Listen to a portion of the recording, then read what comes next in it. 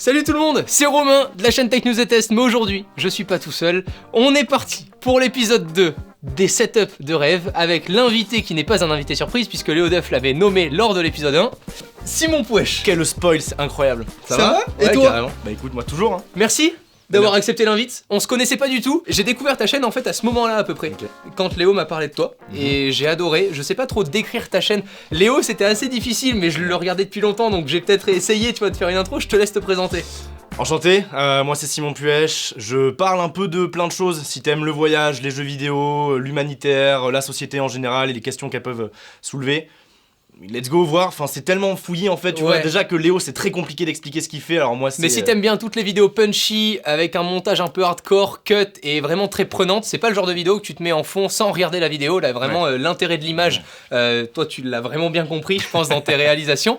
Aujourd'hui t'es venu pour nous faire découvrir ton setup de rêve. Ouais de fou, mais tu sais que je me suis fait un vrai plaisir à aller checker sur internet tout ce mais que c'est je pouvais cool, mais avoir, tu sais quoi. qu'on a lancé cette série en mode à la cool, juste pour faire découvrir aussi d'autres chaînes, etc. Je trouvais que c'était un bon moyen aussi d'avoir des nouveaux invités sur la chaîne, Ouais, carrément. sans que ça soit que de la high-tech, puisque toi, t'es vraiment dans une partie réalisation, production d'images lors de tes voyages et autres, et t'auras peut-être pas les mêmes besoins que Léo ou que moi, qui pouvons avoir des habitudes tout simplement différentes. Puis surtout je sais pas quel est ton background vraiment à toi, mais moi j'ai commencé à l'iPhone 5S sur une étagère, donc tu sais c'est vraiment petit à petit. J'ai comme démarré avec un petit investissement. compact aussi Yes, sur... tu connais les meilleures galères quoi. Et du coup c'est comme ça que j'ai fini par me forger un setup qui aujourd'hui est vraiment pas mal, mais tu peux toujours avoir des trucs qui coûtent un bras pas possible et où tu baves devant et tu peux juste baver en fait.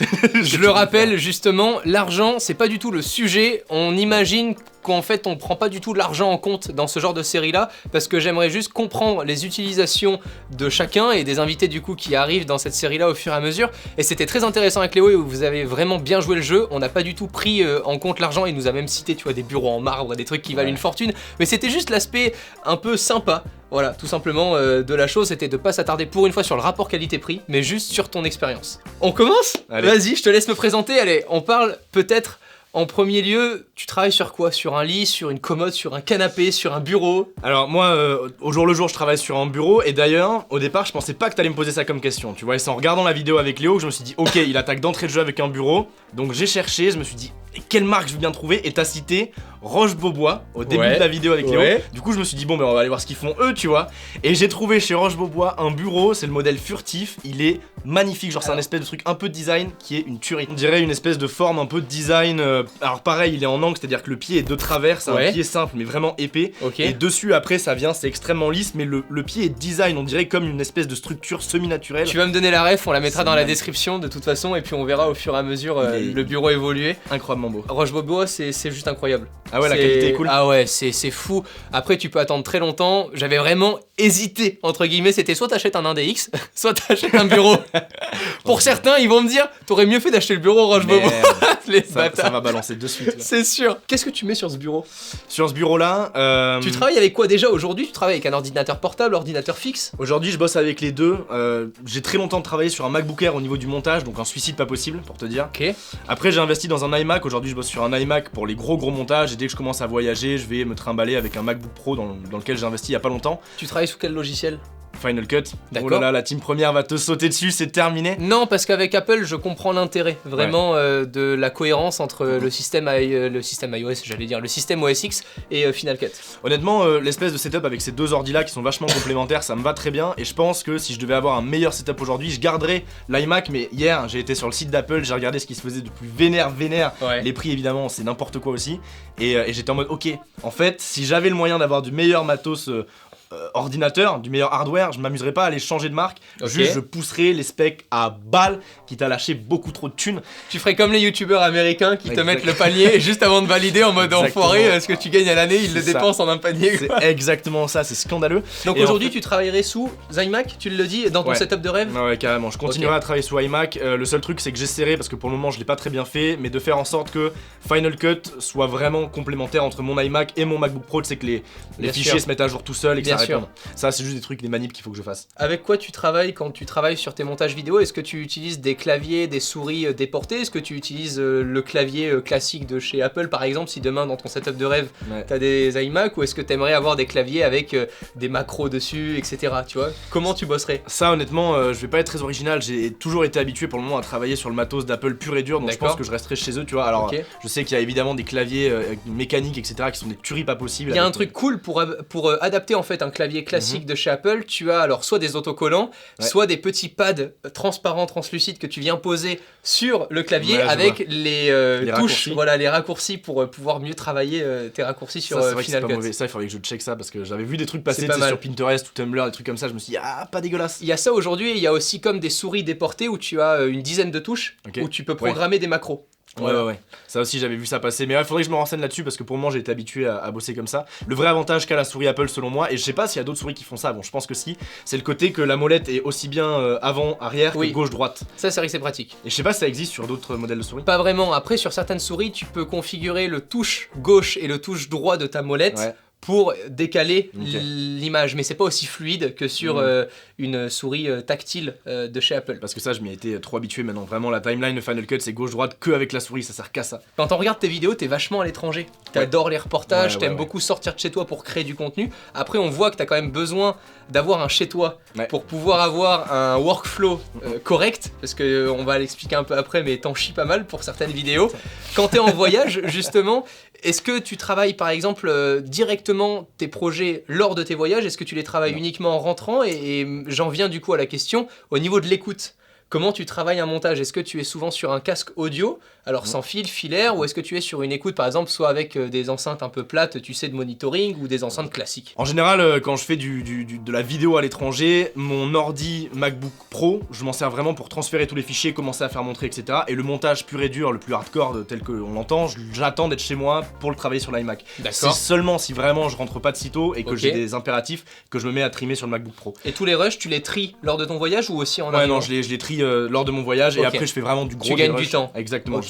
J'optimise pour être tranquille pour la suite. Après, concernant le son, alors c'est compliqué. J'ai longtemps bossé avec des écouteurs d'une marque qui s'appelle Jayz, qui sont vraiment très bons selon moi. Je connais pas. C'est une marque, je crois, qui sont suédois et on dirait des Tagliatelle un peu, ils sont tout plats. Je les ai oubliés là en plus, mais ils sont très bons. Maintenant, j'aimerais vraiment pour avoir un setup ultime, avoir tout un système son d'une marque danoise qui est une tuerie, mais encore une fois, ça coûte pas possible. Ça s'appelle Bang & Olufsen. Oui, Bang & Olufsen. C'est ça. Et c'est tellement, déjà c'est magnifique, c'est très ultra propre. Épuré. On n'en parle pas beaucoup parce que c'est pas forcément très grand public, mais ils le deviennent de plus en plus. Et ils ont un système où tu peux juste mettre des espèces d'énormes panneaux d'enceinte dans les murs avec 2-3 meubles qui sont d'une. Et il y a le modèle 19 et 17, si je dis pas de bêtises, chez eux qui ont l'air d'être des monstres pas possibles. Et ça, juste en fait pour me faire une ambiance sonore dans la pièce, tu sais, pour pouvoir écouter vraiment comment ça pourrait rendre avec pas un système 5.1 parce que ça n'a rien à voir, mais un délire de son ultra acoustique très propre, ça je suis trop chaud. Et après, dès qu'il est question d'avoir un casque pour écouter, on est sur une marque pareille danoise, je crois que c'est danois, ça s'appelle AAA, je sais pas si tu connais. Non. Il y a les vidéos Colors, tu vois ce que c'est Colors? Non. C'est en gros c'est une... non, je vois rien du tout. Colors, c'est une chaîne de musique, je crois que c'est un studio allemand, et tous les mecs qui font de la musique chez Colors ont ces casques là, c'est des casques ultra épurés, noirs, qui en fait se divisent en plusieurs parties. En fait tu peux assembler ton casque un peu comme tu l'entends. Et j'ai acheté un preset de chez eux, c'est trop bien. Et donc dans mon délire ultime, ça serait vraiment d'avoir tout et de pouvoir faire toutes les combis pour écouter en fonction des styles de musique que je mets, si ça rend bien. Tu t'intéresses vachement au son du coup. Ouais, de ouf. T'aimerais travailler, moi je vois quand je regarde un peu tes vidéos, je me dis peut-être qu'au niveau de l'immersion dans certains voyages, la 360 degrés, au niveau de l'audio, ça serait chouette. Trop bien, tellement. J'imagine, tu vois, suivant les indications que tu veux donner ou autre, t'arrives, tu chuchotes directement à l'oreille droite ou l'oreille gauche en travaillant avec, tu sais, les mannequins. C'est quoi, on appelle ça de l'écoute binaurale ou je sais pas quoi. Il y a beaucoup de nanas d'ASMR, de mecs et de nanas d'ASMR qui utilisent ça, c'est les 3DO je crois, on dirait deux oreilles blanches. C'est l'investissement à vie, tu mets 10 000 balles et après tu fais une chaîne d'ASMR, c'est bon, t'es tranquille. C'est bon, t'es rentabilisé. Mais c'est super intéressant de voir justement l'évolution au fur et à mesure parce que l'immersion dans un vlog, c'est pas que les whoosh, que les cuts, etc. L'audio joue beaucoup. Tu nous parlais justement d'un système énorme qui peut valoir très cher. Aujourd'hui, tu sais que l'acoustique joue aussi beaucoup. Dans quelle pièce tu te vois au final, ce setup là, tu le vois dans quelle situation? En fait, déjà en termes de pièces, effectivement, j'aimerais beaucoup monter dans quelque chose qui est insonorisé, avec des mousses un peu partout au mur, etc. Mais toujours d'une manière très discrète. Et en termes de style, j'ai vraiment cette envie-là d'avoir une pièce ultra épurée, très zen, etc. Je sais pas si t'as vu ce film Ex Machina. Non. Il est assez incroyable et tout le film a été tourné dans un hôtel en Norvège qui s'appelle l'hôtel Juvette. D'accord. Et juste le lieu est magnifique, c'est des grandes baies vitrées qui donnent sur la forêt norvégienne enneigée, c'est sublime. Et genre c'est vraiment le genre donc de t'aimerais un endroit zen, t'as ouais, besoin de zénitude. En fait, ouais, il me faudrait vraiment juste... Déjà là actuellement quand je monte, je suis sous mon escalier dans mon appart. Donc tu sais, on dirait un peu Harry Potter dessous. J'allais le dire, c'est Harry Potter. C'est vraiment une T'as catastrophe. Dobby qui vient de voir le soir. C'est ça, et moi ces chaussettes là, mais... Et genre je me verrais trop un truc où t'as une énorme baie vitrée en face pour monter tranquillement. À côté de ça, un studio blanc, mais purement blanc. J'adore tout ce qui est un peu la white room de Matrix, tu vois. J'ai vu ça dans une de tes vidéos dernièrement. Exactement. Tu parlais en très grand angle dans une salle toute blanche. Ça, je trouve ça incroyable. Donc, il me faudrait, je pense, mon espace montage avec une baie vitrée immense qui donne sur de la nature enneigée, un truc comme ça. Dans une autre pièce proche, bien insonorisée, un studio blanc. Et à côté de ça, une autre pièce purement, je pense, pour le son. Et tu sais, là, t'as sûrement dû voir des studios d'enregistrement où ils ont un reflection filter un peu en hauteur avec un micro, etc. Et là, pour le coup, un truc vraiment sonorisé. Voilà, donc il me faudrait, je pense, 3 pièces. Une vraiment ambiance, une tournage blanche et une enregistrement. C'est ce qui est intéressant quand on parle de setup, parce que dans la dernière vidéo, beaucoup disaient ouais mais on parle que du bureau, etc. Tu te vois avec d'autres choses qui te font rêver en termes d'high-tech, un home cinéma, tu vois une pièce immersive pour le son, t'en parlais à l'instant, tu te vois avec d'autres pièces en plus, là tu parlais de 3 pièces, donc une dédiée au tournage, une dédiée à l'édition vidéo et peut-être une dédiée au son, du coup, avec une cabine vraiment d'enregistrement audio. T'as commencé à répondre aussi à ma prochaine question, où tu commences à me parler de montagne et tout, t'as envie d'être à l'autre bout du monde, tu veux plus voir tes abonnés, qu'est-ce qui se passe en fait En fait, dans l'idéal, si j'étais complètement richissime, je m'amuserais à switcher de pays, mais vraiment je pense que je suis un mec... Tu dupliquerais, tu construirais la même maison, partout. Tu sais, le studio Simon Puech partout dans le monde. T'aurais un métro Simon Puech, tu le prends et tu fais le tour du monde. Il y a juste Elon Musk qui se permet de faire ça pour le moment, tu vois. Genre le mec s'imagine déjà Elon Musk à fond, quoi. Mais non, dans les faits, ouais, en fait, juste ce décor, je sais pas, ce film Ex Machina m'a marqué et je préfère d'une manière générale... J'irai le voir. Non, il est incroyable. Et je préfère d'une manière générale le froid au chaud. Donc je pense très sincèrement qu'il me faudrait un truc... il me faudrait vraiment une pièce dans une forêt enneigée un peu isolée. Je crois que Léo en avait parlé aussi, mais bon, il faut quand même garder un pied avec la civilisation. Il aimerait pas être trop loin de la civilisation. Vous pouvez revoir de toute façon la vidéo dans la description avec Léo. Un décor vraiment naturel pour avoir un vrai panorama beau en face de soi. Maintenant, effectivement, il faut qu'il y ait une ville quand même pas trop loin. Ça serait dommage de s'enfermer et juste de sortir une vidéo tous les 4 mois, du coup. Ça serait un peu dommage. Mais ouais, mais vraiment, regarde cet hôtel Juvette, il est Machiavel là. Tu te vois bosser tout seul? Non, là, non. Depuis que j'ai commencé ma chaîne, j'ai eu la chance d'être entouré d'un chef opérateur incroyable. Et je me rends compte qu'en fait, tu progresses jamais autant qu'en ayant quelqu'un qui t'accompagne, etc. Ah bah, deux cerveaux pour une créa, c'est génial, je trouve. Donc même si aujourd'hui il est plus sur toutes les vidéos, c'est juste indispensable. Donc non, je me verrais bien avec au moins un chef opérateur. Ne serait-ce que parce que l'éclairage en studio, c'est à se tirer une balle. D'ailleurs, je suis extrêmement jaloux. Non, faut le savoir, il a 2 lumières, vous les voyez pas, mais ça fait plaisir. Celles-là, je me les rêve, mais depuis tellement longtemps. Donc si on parle d'éclairage, ouais, ça. Alors je connais pas les refs, mais elles sont très très belles. Je te les donnerai, je vous les donnerai aussi en description. De toute façon, je remettrai ça, mais ils les auront déjà un peu découverts aussi avec les vidéos setup qui arrivent au fur et à mesure. Attention, ça tease et tout. Ça tease un peu, ouais. Mais ouais, mon niveau éclairage, ça c'est vachement pratique. Et donc toujours quelqu'un pour m'aider à la lumière, entre autres, et au cadrage, parce que sinon je sais que je vais pas forcément faire des trucs ultra propres. Donc je récapitule, un beau bureau Roche-Beaubois, des enceintes incrustées au mur, des iMac pour travailler. Tu te vois avec un serveur sur le bureau aussi. Alors je verrais bien, en plus de l'iMac, un 2e écran sur le côté. D'accord. Et tu sais, c'est un peu c'est des écrans incurvés. 4K natif ou du coup 21ème. Toi tu travaillerais sur du 21ème ou plutôt, du 16ème? Non, 21ème. 21ème, ok. Ouais, et ça juste en plus de l'iMac, tu vois, pour déporter les projets et tout, ça serait chouette. Incroyable. Et t'en rajoutes un petit au-dessus pour le mettre à la verticale pour retoucher tes photos de profil avant de les foutre sur Instagram. On en parle plus, ça y est, on en parle plus, là ça devient n'importe quoi. Mais non, ça serait juste l'idéal. De toute façon, plus t'as d'écran d'une manière générale, plus t'es flex, donc au final, juste me mettre un mur d'écran. Je vais me faire une régie, c'est le truc horrible. Je récapitulais un petit peu ton setup parce que dans le premier épisode, il y a un mec adorable qui est venu nous voir sur Twitter avec Léo et qui nous a dit: hey les gars, regardez, suite à votre vidéo, j'ai recréé le setup de vos rêves en 3D. Incroyable. Il s'appelle Alexandre, je vous affiche en temps réel son compte Instagram là, vraiment, allez checker ce qu'il fait. Je vous invite pas forcément à vous abonner en masse, le but c'est qu'il ait des abonnés vraiment qui a un intérêt à regarder ce qu'il fait. Donc l'objectif pour moi c'est pas de renvoyer 20 000 personnes qui servent pas à grand chose, tu vois, sur son compte. Il fait du bon boulot, il commence petit à petit et il m'a dit: écoute, je verrai cette vidéo là un petit peu avant si tu l'acceptes, pour que on vous affiche là en temps réel. Voilà, vous le voyez. Moi je le vois pas encore. Le setup en 3 dimensions.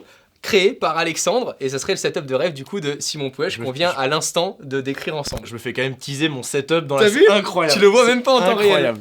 J'ai trop hâte de voir la vidéo maintenant, tu sais. Genre vraiment pour voir, waouh. Au niveau des caméras et de ton matos pour créer du coup tous ces contenus à réaliser ensuite dans ton setup de rêve, qu'est-ce que tu utiliserais aujourd'hui pour te filmer? Actuellement, je suis plutôt chez Panasonic, juste pour l'écran amovible entre autres. Je suis sur le GH5, mais là ils ont annoncé un truc, je vais te dire un truc qui existe même pas encore. Ils ont annoncé le S1 de chez Panasonic, un Lumix. En gros, c'est leur gamme qui va entrer dans le full frame, donc ils rentrent sur le marché de Sony. Et alors là, je sais pas, il n'y a pas encore des specs, ils ont pas annoncé grand chose, mais quand il va sortir, il y a vraiment moyen que ce soit la caméra que je sois en mode à désirer de ouf, tu vois. Ah ouais? Donc ouais. Et t'es un full Panasonic depuis combien de temps? Depuis pas longtemps du tout en fait. Hein. Ok. C'est vraiment quand avant j'avais un Canon 700D et quand il a fallu upgrade, je suis passé chez Panasonic. Bah, c'est un super rapport qualité-prix pour faire à la fois de la photo correcte et de la super vidéo pour le coup, parce que le Panasonic s'adapte vachement bien à plein de situations. Mais comme j'ai souvent aussi besoin de faire du facecam, le GH5 s'est imposé comme le bon choix. Et maintenant que je vois, je suis vachement frustré du 4 tiers, et maintenant que je vois qu'ils entrent sur le terrain du full frame, je me dis obligé quoi, vraiment. Donc ouais, le S1 je pense. Quand tu te déplaces, tu filmes juste avec ton appareil photo, la bandoulière, ou t'aimerais vraiment avoir des stabilisateurs électroniques, gyroscopiques et autres? Il y a le Ronin S qui me fait baver de ouf. En fait, il se trouve que actuellement je suis juste à la bandoulière, mais ouais, le Ronin S, il m'en donne vraiment envie. Après, des fois, ça peut être encombrant en fonction des situations. Bien sûr. Mais concrètement, pour les trucs un peu posés, un Ronin S aussi, je cracherai vraiment pas dessus. Vraiment pas dessus. Moins s'encombrer pour plus créer. Ah, c'est pas pas mal. mal. Fois je le dis, à chaque vidéo. Elle est pas mal je le celle-là. dis. Et après sinon, j'aimerais bien une deuxième caméra. Justement quand j'étais en Slovénie là récemment, j'ai redécouvert l'intérêt des GoPro. D'accord. Et là je m'étais arrêté à la GoPro 2 donc Ah c'est oui, pour te dire, tu vois, c'est vraiment pour J'ai te pas dire. encore découvert la Aero 7 ni la Aero Fusion que j'aime beaucoup. Bah c'est ce que j'allais te dire. Tant qu'à passer, tant qu'à upgrade, j'aimerais bien me prendre une GoPro 7. Si GoPro tu nous entends, je suis là. Le mec il passe son message.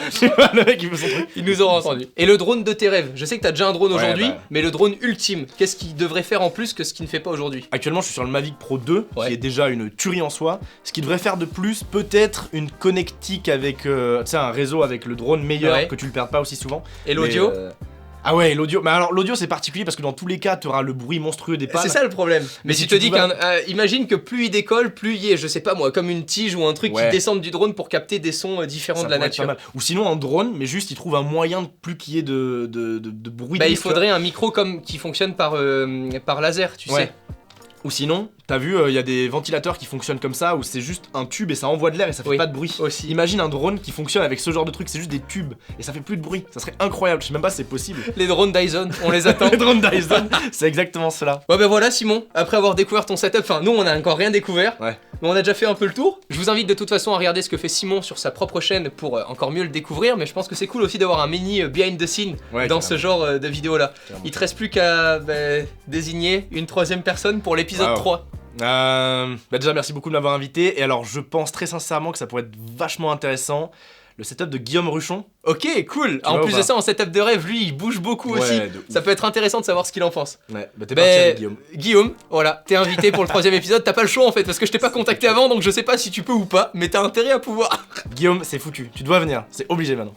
Merci Simon. Merci à toi. Vraiment. À plus. Ouais carrément. Salut. Ciao.